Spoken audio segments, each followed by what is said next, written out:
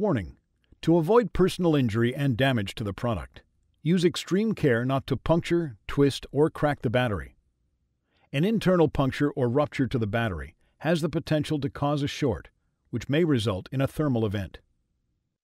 Before you begin, remove the display panel assembly. Removal. Disconnect the Hall sensor board cable from its connector on the Hall sensor board, and remove it from the routing channel on the battery. Remove the 6 4mm P00 Phillips head screws that secure the battery to the display enclosure. Lift the battery off of the alignment pins on the display enclosure and remove. Reverse this procedure to install the battery.